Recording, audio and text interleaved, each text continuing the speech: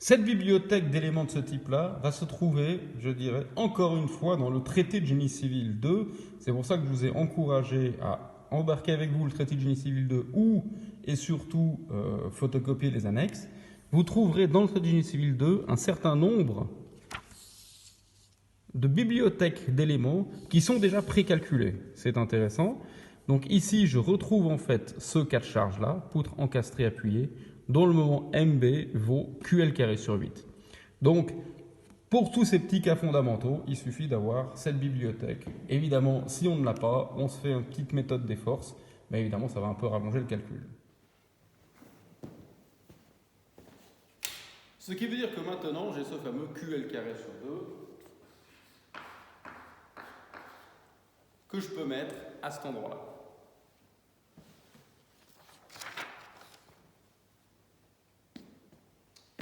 QL carré. Eh ben non, c'était QL carré sur 8, c'était bien ce qui me semblait. Donc QL carré sur 8 à cet endroit-là. Ça, on enregistre même les erreurs en serrant du live. Donc si je retrouve, donc maintenant j'ai mon B0 qui vaut bien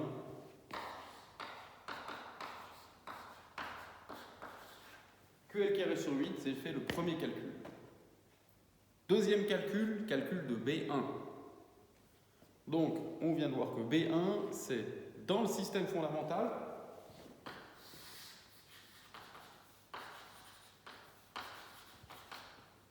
Voilà. Sans aucune charge extérieure, lorsque x est égal à 1, c'est-à-dire que je dois bloquer mon pseudo-appui à x est égal à 1, à savoir un pseudo-appui de blocage que je tourne, et qui donc va imposer ce x est égal à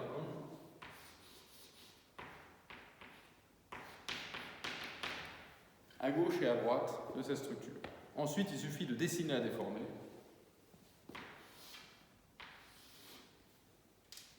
Et de chercher maintenant le B1, c'est-à-dire le moment que j'ai dû appliquer pour obtenir cette rotation de 1.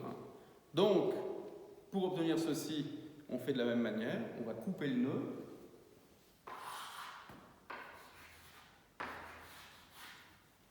J'isole mon nœud. Par la déformer, je me retrouve avec des fibres tendues, côté supérieur, côté inférieur. Donc ces fibres tendues, on les voit sur la déformée au-dessus. Ce qui nous donne directement le sens des efforts internes, donc des moments qu'on va dessiner comme ceci et comme cela. Donc maintenant, il faut que je trouve ces fameux moments. Qu'est-ce que j'ai à gauche et à droite? J'ai en fait une sorte de poutre sur deux appuis dont j'ai imposé un déplacement de 1, en l'occurrence une rotation de 1, et le reste de la poutre va être simple. Comment est-ce qu'on calcule ceci? C'est très bien qu'avec la méthode de la force unité, vous pouvez appliquer un moment unitaire ici, en calculer la rotation, et en cette rotation, si on veut la rendre unitaire, il suffit d'inverser pour l'obtenir. C'est quelque chose qu'on sait faire. Maintenant, c'est quelque chose qu'on a déjà fait pour vous, et puis qui se trouve dans une ABAC, comme on a à la fin du traité de génie civil 2.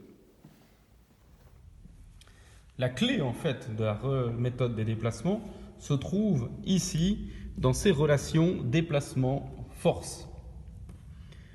On a 4 cas fondamentaux, c'est-à-dire une poutre encastrée d'un côté dont on a imposé un déplacement de 1, une poutre qui ressemble à celle que l'on a, c'est-à-dire une appuyée de chaque côté avec un déplacement de 1 imposé d'un côté, une poutre bi-encastrée, cette fois-ci, on n'a pas mis un déplacement de translation, mais là on a un déplacement de rotation et là on a un déplacement de translation. La dernière, idem avec un déplacement de translation. On a 2 colonnes qui, en fait, ne sont pas très utiles. L'une des colonnes est l'opposé de l'autre. Vous voyez bien que les forces sont vaguement opposées à l'autre, c'est-à-dire 3 EI sur L d'un côté, 3 EI sur L de l'autre, etc. Personnellement, j'utilise que la première colonne, et en fait, je ne regarde même pas le sens des forces. Dans notre cas que je viens de montrer, on sait qu'on a un moment qui va tendre la fibre supérieure ou inférieure. on retrouve en fait cette déformée-là, c'est-à-dire que j'ai imposé un déplacement de 1 d'un côté. Le déplacement de 1,5 se trouve automatiquement formé par la structure de la poutre. Et pour pouvoir avoir ce déplacement de 1, j'ai dû mettre une rotation de 3i sur L, tout simplement.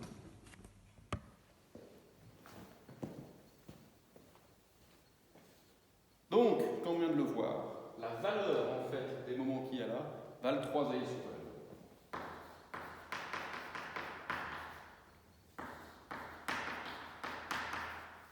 3i sur L à gauche, 3i sur L à droite. Ce qui fait que mon B1 maintenant, il vaut la somme de tout ce qui vient sur ce nœud, soit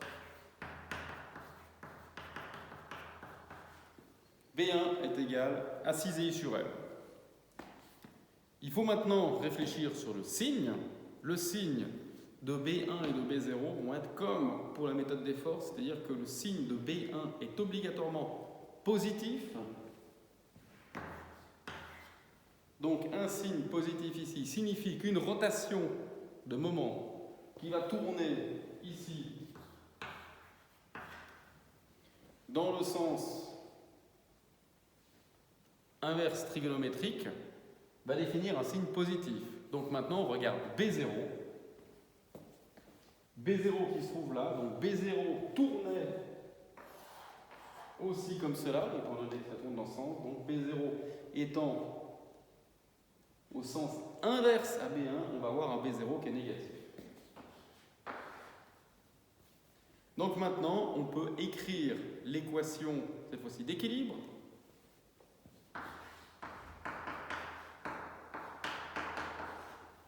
B0 plus B1x est égal à 0. Et là, donc on obtient l'équation toute simple qu'on a donc moins QL carré sur 8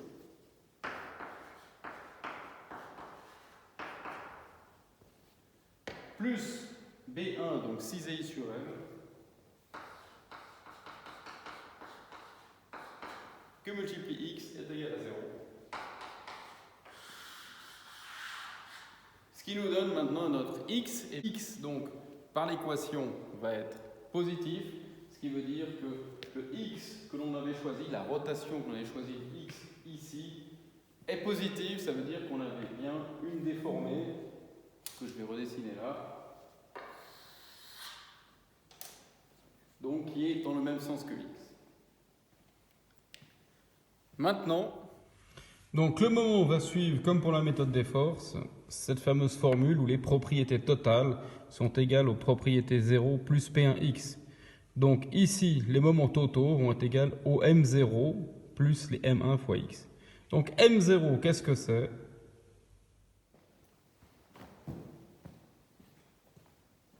Donc M0,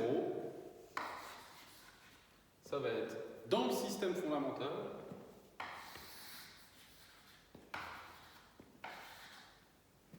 lorsque x est égal à 0, donc la rotation est nulle,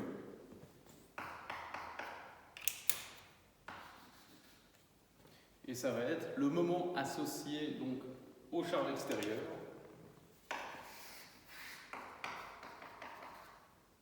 Donc je redessine la déformée que j'avais déjà redessinée avant. Il nous faut maintenant trouver les diagrammes des moments M0 dans ce système-là.